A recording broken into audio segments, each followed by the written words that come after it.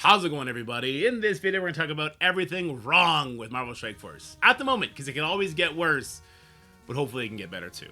It's going to be a pretty long video, so let's just jump right into it. We're going to start with this Winter Solstice Gala. Let me zoom in for you guys here.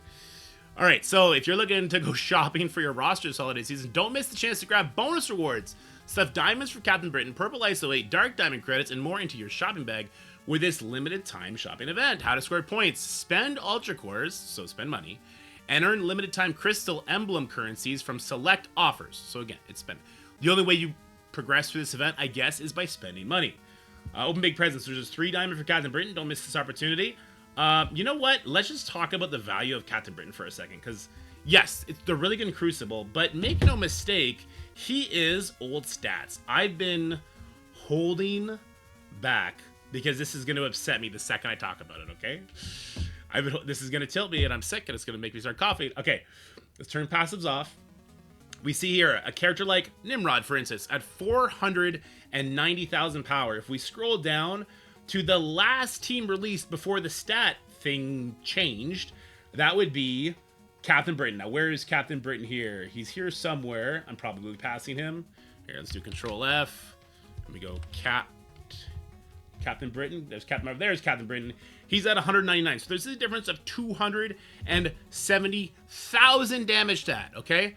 But don't worry, because they're going to simplify the kits, and the actual numerical multipliers on the abilities are going to be different. So let's go take a look at Nimrod and Captain Britain, because Nimrod was released one patch between Captain Britain and Nimrod, right? No big deal. So let's look at the opening abilities for both. So Captain Britain is going to open up with 470% damage. He'll apply stun. That's a big damage number, right? 500. Okay. Now let's check out Nimrod. Now if he's got a, well, I guess he'd be doing this: 300% piercing damage plus 25% piercing per Sentinel. If he had Sentinel, rate of is 25. So is the difference between 325 piercing damage and 470, do you think that is not just completely thrown out of whack because Nimrod has more than 2.5 times Captain Britain's damage stat? Are you out of your fucking mind? No. So what is the actual value of a 3 diamond Captain Britain? Outside of Crucible, fucking trash. Inside Crucible, when we start getting new Crucible teams, fucking trash. Okay? It's not holding up. They've invalidated every single character that has come, let's say before Orcus. Because if you look at that stat sheet one last time, you might notice that the Annihilators, the first team that were released, they also got left in the dice. Gore, the highest damage stat for Annihilators, 395, while they're already up to 490. They seem to have found their nice spot at 490. We'll see what happens when we start seeing the other characters, the new reworks, the new teams that come in the game. We'll see when they do their next 25% stat bump. Who knows when that's going to be? Anyway, the Gala. More gold orbs, shards, and more of the event's going to start. You can get your shopping done December 20th, my mother's birthday. Well, let's head on into the event, and let's see the goodies that you can purchase here. Well, we got 10 blade shards for 50. Okay. And the final milestone would be at 120,000. Oh my god. 100 crimson orbs. 20 mega orbs. 1 million purple ions. That is so much. And then 200 of the training orbs. It's going to be cheap, right? For sure, it's going to be cheap. Well, 1 crystal emblem gets you 50 points. No idea how many that's going to be. But 1 ultra core gets you 1 point. So we can check that out in game. Why don't we go ahead and check out the cost of ultra cores in game real quick. I'm sure no one is going to be super mortified by what we find here when we scroll down and we see that, hey, for the low price of 700 Canadian dollars, you can get yourself 5,000 ultra cores. Well, for 5,000 ultra cores, 700 Canadian dollars, you can find yourself all the way at milestone 13. All right. So for 700 Canadian dollars, you too can have yourself a 3 diamond Captain Britain. No big deal. Just tell your kids, Santa, tell them they were on the naughty list. Traumatize them, because you need your 3 diamond Captain Britain, because you need him to try and hold on until the next Crucible team with new stats comes and completely invalidates any sort of investment you've ever put into that character. But if you're a real go-getter and you want to max out this event, Don't worry, because you only need to buy this offer 240 times, spending a grand total of 168,000 Canadian dollars to max out this milestone. And for sure, if you're the kind of person who's willing to drop $170,000 on an event like this, you definitely need that sort of Crimson gear. You definitely need that extra 2 million purple ions. You definitely need those training materials, for sure, for sure. Makes a lot of sense. Now, I'm being a little facetious here because there's going to be crystal emblems. They're going to be in offers. I'm sure it's going to make a lot more sense to get them. I'm going to go out on a limb and say to max out this event is probably still going to cost you $3,000. That's what I would guess. Merry Christmas. What the fuck? What is with this Christmas season? It's garbage. It's garbage. All right, what else is garbage? Well, this is not entirely garbage. There's going to be a mixed bag of people here. But Shadow King is going to be getting a really big rework. So in Battle World and War, the War part is contingent on the Awakened ability. Before this character takes a turn, this character and all Astral allies' speed bar cannot be reduced. This is exactly what happened with the Illuminati. So it is kind of trash. When the Illuminati came out, I found a team using Emma and Superior 6, and we threw in Old Man Logan every once in a while, and that would beat the Illuminati team. So what did Scopely do? They said, hold on, we're going to change it so now that Black Panther's charge happens before everything else. We're going to make Captain Britain have the anti-Emma effect. And so they just sealed up everything. And that's why we now have to deal with the Odin Illuminati team, because there was an overcorrection to protect the Cookie Cutter team, and it has led to the nonsense we have now. Well, this is the exact same thing. Cabal, Kang, and Old School Emma was beating the Astral team, even with Dorm, even with the Awakened abilities in War. So what they've done here is they've cucked Namor. They said, Namor, you no longer get to rewind our team, and now you lose. But they've also added this next part, which I think this next part, this is actually okay. I would have been fine with this because this is a nice buff, okay? On enemy turn, gain 5% speed up to a maximum of 25 for self and Astral allies. So this is going to give them that same sort of speed stat that, say, North Star is giving to the Alpha Flight team. Kind of a cool idea. It does protect them from just getting rolled at the very beginning. It's going to be mostly a defensive buff at the end of the day. This is basically going to make the team better on the defensive side. There's a meme going around about a certain individual who made this happen. I don't know if that's true. I would just say I'm going to be dunking on Scopely a lot here because it's the holiday season and the misses have been crazy. It's not okay to dogpile on one person or bully one person, especially if this is unconfirmed information, especially during the holiday season. It's just not fun. It's not cool. Don't do that. But yeah, this buff, kind of trash. All right, let's talk about what's really driving the community nuts right now, though, and that is going to be this Frozen Dimension. So this Frozen Dimension, there's a lot of misses here. I was hopeful when I first saw it, but there's a lot of things that they did that were just absolutely wrong with this. I had to pull up an actual list to get through it all because, well, because that's how it goes. The number one issue is going to be the speed bar on spawn that enemies are getting, just creating an awful gameplay experience. This is my free-to-play account. You might notice I have not even started because once I did it on my paying account, I just didn't care anymore. I don't think that the rewards I'm going to get for completing this are worth the headache that it is currently costing me. So this is the team that I used on my big boy account. I could definitely beat this mode with this team that I have here. This is the very first node. This is a 3.3 million team. This is a free-to-play Kahori at 3 red stars. I just cored for her. So let's go ahead and check out the gameplay that we see here. We're not going to do the entire thing because we'd probably be here for the next half an hour watching the enemies attack us. Even on this first node, which is kind of crazy.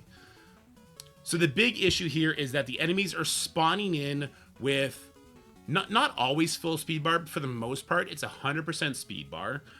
Sometimes it's 35% of their speed bar gets filled in. A lot of the enemies, especially in the early nodes, they're so weak that they don't actually do damage to you. Now, Kahori gets 200 on spawn, so she's going to get to go first.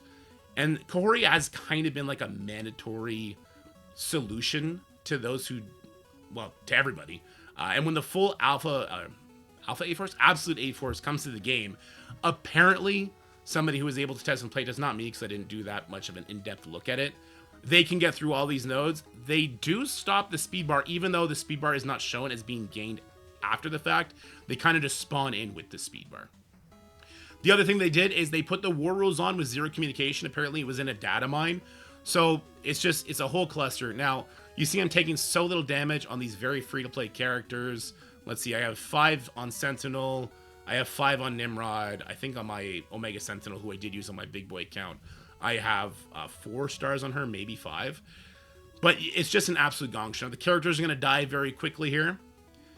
And as we progress through the nodes, they stop dying as quickly. So on my main account right now, I'm actually on the very last Alpha A-Force tech node.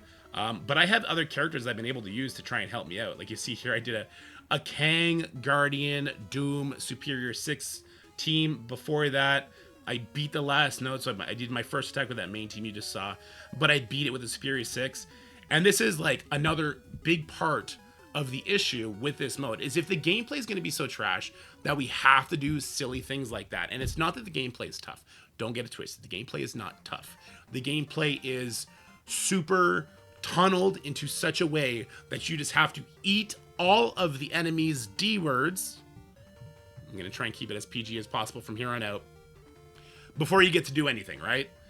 And one of the big issues is the requirements for this. If we were able to use our entire roster, like Temporal Cataclysm, which we're going to talk about in a little bit, it wouldn't be nearly as bad. But when you start putting Purple ISO 3 as a requirement on everything, this is asinine. I said this in an earlier video, I'm going to say it again. If they wanted people to have to sacrifice for this mode, if they wanted people to have to commit for this mode to like really sink their teeth into it, Purple ISO 1 would have been more than enough. It really would have been. Because you're still getting them to use some crystals, you're getting to use some ions, but then you're leaving the door open for them to actually do things like what you just saw I'm doing. And even then, I'm not enjoying the mode. I'm really not. This is just an absolute A-Force selling event, but Scopely forgot to read the goddamn room. And what is the goddamn room? It's fucking Christmas time, okay? It's goddamn Christmas time. There's another game that just came out called Marvel Rivals. It is a free-to-play game where you get every single character for free. And you know what they did with their first week of existence? Is they released a Splatoon copycat game mode with Jeff the Shark, where you go in for free, you get a free skin, you have a lot of fun, okay? Why on earth is Scopely doing this gala event that's probably going to cost $3,000 or maybe $170,000 if those emblems aren't really worth it? Why? Make your players happy and the money will flow. Every time I play Marvel Rivals, which is a free-to-play game, there is not a single game I go into where there is not at least half of the community with skins. Half. They just reached 20 million players. You can grow this game. It is the Marvel IP. The Marvel IP is a proven growth hormone for players. You just need to acknowledge that, and you need to go with it from there. Then there was the 48-hour cooldown they put as a requirement as well. This is just an arbitrary change for no reason. It's another stupid thing. Let's switch on over to the rewards. We talked about this before. The rewards were not the selling point of this event for me. The idea to me was going to be, is this fun gameplay? And quite honestly, if it was just the nodes that were shown, I think this could have been fun gameplay. Because these characters look really tough. Like if I were to go to what I've attacked, so there was an Apocalypse and Eternals, this actually node looked really easy. The only reason that I got completely stuffed on this node is because of 100% speed bar on spawn, plus arbitrary war buffs. Plus they have characters that flip all your buffs or do permakills. They are purposely targeting Orcus and then countering them on these nodes, because that's the only tech team that would be logical to put Purple ISO on for an event like this. Had they just left the nodes the way they were, I can't even see the last ones, and just let the enemy characters not have squish stats, but just kind of left it even key, so that you had to go from node to node or wave to wave in an intelligent way, this would have been a fun event. And then the rewards, that's not the selling point, it's the gameplay. But they fucked the gameplay up and they fucked the rewards up. So let's go back to the rewards here. A 7 red star Sentinel, red stars are solved, so this is not a fun first time reward. 3 million gold is nothing. 3 dupe orbs, nobody cares. 120, this is 30% of an upgrade, right? We went over this in the last video. These rewards are not it. Putting 5 crimson pieces is a slap in the face. And the timed rewards, they get a little bit better, but they switch it to a character that you probably upgraded already. If you wanted them at 3 diamonds, you probably did it already. 5 million gold, so that's 8 million gold total. That's not worth it. This now ups it so you can do a full character to Purple ISO 3, but if you didn't already have the characters at Purple ISO 3 and you were like sacrificing for Odin, then that doesn't really help you recoup. It should have been like ×3 this amount at least. The other stuff, again, just not quite worth it. And this is where we really got to start asking, does the event coordinator or the game economist have the community's best interest at heart? To grow the community, to make people happy? Word of mouth is the strongest growth tool in the world. Okay? Now, if people hate your game, it won't grow. We saw exponential growth in the games community when you were doing good things 6 months ago. Okay? Why don't we put 100 blade shards here? Why not 100? Like, we're not even talking about super new characters. We're talking about characters that are going to be farmable soon. Why wouldn't you just do that? Because people would freak out about it. They'd be like, oh my god, it's 100 blade shards. I want that. Why don't you put 2,000 power cores in here? Why does every other mobile game have premium currencies as one of the big features in events like this? I'm playing King Arthur as well. In their events, they give out the gems, which I can then use to open up for new characters and hopefully get... It's exciting. You give people 2,000 power cores, do you think that's going to break the economy? If you give people 5,000 power cores, do you think that's going to break the economy? No. You know what they're going to do? People are going to go open 3 Kohori orbs, walk away with 18 shards for her, but they're still going to be like, at least I got 2,000 power cores. That was fun. It was exciting to get those rewards. The gameplay, not so much, but the rewards, actually. Why is it so why does it have to suck so bad? And this is where I started questioning. Is it just because these rewards are wrapped up in different events? And then I thought the Temporal Dimension, right? The Temporal Dimension was coming. Let me go ahead and find that in the weekly blog again. It's right, it's next, perfect. So I thought maybe the rewards were just tied up in this Temporal Dimension, which is why I wasn't so hung up on the rewards. I wanted fun gameplay, didn't get that. It was a slog the whole way through. It's going to be a slog the rest of the way through. Take on 16 missions, aim for the highest run score you can achieve. You have unlimited attempts, requirements. There's going to be gear tier 18 plus, so gear tier 19 not mythic. Gear tier requirements, I'm a lot more lackluster in my hatred against as opposed to Purple ISO, because Purple ISO is the current Dark Dimension gate. Difficulties and packs, 12 difficulties, lots of packs. They did a really good job. Honestly, the gameplay in Temporal Dimension is a lot of fun. We're going to do a complete different video on that. Rewards. In exchange for preventing the temporal collapse of reality, Striker's offering some fun new rewards. By completing certain milestones, we have new frames and snow globes for you. Now let me go ahead and jump on over to that in-game right now. I'll bring you with me for this journey. I don't hate the rewards for Temporal Dimension. I know that's going to get a lot of flack. The reason I don't hate the rewards for Temporal Dimension is because if you just want to get these milestone rewards, very, very easy to get. You get those frames. You can do this on difficulty 1 with lots of packs, difficulty 2 with even less packs. You can get it done and you get these milestone rewards. The ranked awards, this is just for sweaty nerds to have a fun little avatar, a little cosmetic. This is something I've actually been trying to lobby for, is cosmetics. People love, it's Marvel. People love their cosmetics. They really do, okay? The gameplay on the nodes, really tough. The packs are impactful in a fun way. This is great. Why this is getting a lot of bad reception isn't because the rewards here are bad. It's because the rewards in Frozen Dimension were trash. And I think a lot of people like me expected it to be made up for here, because the rewards, it wasn't made super clear in the blog, or not everybody reads the blog line by line, right? I hope no one is putting all the negative feeling on Frozen Dimension into Temporal Dimension. The negative feeling should be, where are our fun event rewards? So we now have 3 events. We have the Gala, which is a pay only, minimum $700 worth of power cores to get your 3 diamond Captain Britain. If you live in Canada, I think it's probably $500 American. And then to finish it off, I don't even want it. Like, that's just a crazy idea, right?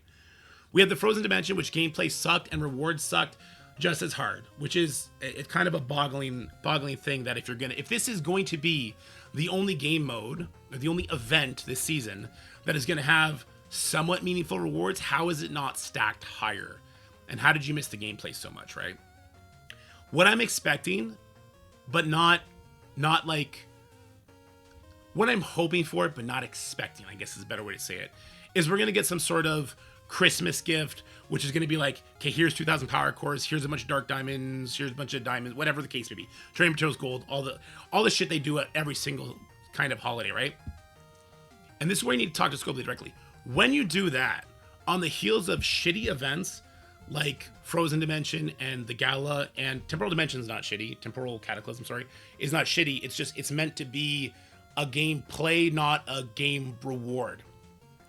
It looks like you are being reactionary to all the complaining, which you very much might be. Maybe that is what you're doing. You are putting what you want here, and then you're just going to adjust that reward as it goes. Stop pissing off the community. Stop driving people away. Stop ruining your word of mouth. Make this better, because this is a horrible, horrible feeling right now. Now, there are some counterpoints to this, I guess. The Frozen Dimension, although the gameplay is trash, people are worried like they're not going to complete it. Well, they have given us 19 days to do so. Let me go ahead and back over to the game now. They have given us 19 days to get it done. I guess we're on day like 3 now, so we're down to 17 days.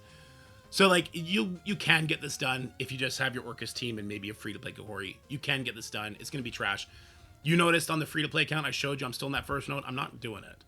Because the rewards, even though I can do it, even though I can get it done, the rewards are not worth the game time. The gameplay is not worth my time. I'd rather go play Marvel Rivals, shoot a bunch of people with Hawkeye, swallow people with Jeff, maybe spit a couple Splatoon snow patches out with Jeff during their holiday game mode and have fun. And Scopely, you need to realize that around these sort of holidays, fun is number one for your community. Rewards are fun, but gameplay is more important. You need to be able to do a mix of both. And I'm going to say this, I've been saying this almost in every video. You can hire me. You really can. I will make reward structures for you as well as game nodes so you don't have to reuse all the other Frozen Dimension nodes. You threw them in Temporal Cataclysm, but you juice up the stats, so it's kind of interesting, but it's also just a reuse. I don't know if you're using AI. I don't know if your event coordinators and your node designers hate the community or just don't care anymore, or if they're working from home and not getting shit done. I don't know. But you need to hire somebody that can actually make shit fun. Your boys right here, hit me up. All right, guys, this video was all over the place. It was wacky, it was wonky, it was horrible. I know chat liked it. I hope you guys like it. And at the end of the day,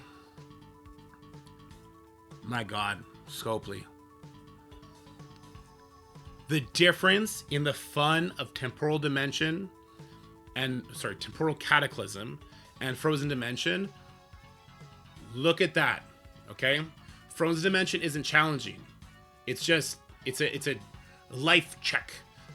Temporal Dimension is fun. Now you have that formula for Temporal Dimension. Lots of strategy, make new nodes. You don't have too many tags on it, which is really cool as well. Now let's start putting rewards into that sort of idea and get it out there. Have that super available for all the players. And then you want to do the super hard vanity events that give us frames. Fantastic. I love that. It's fun. But during the holiday season, you got to have something for everybody. Anyway, I'm ranting and just falling off the track here at this point. Hope you guys enjoyed this video. Have yourselves a wonderful day, and I'll talk to you guys soon in the blog video, which probably is going to be out in like an hour. All right, bye, guys. That's it for the video, guys. I hope you enjoyed it. If you did, make sure you like, share, and subscribe. Stay happy, healthy, have fun, and I'll see you in the next one.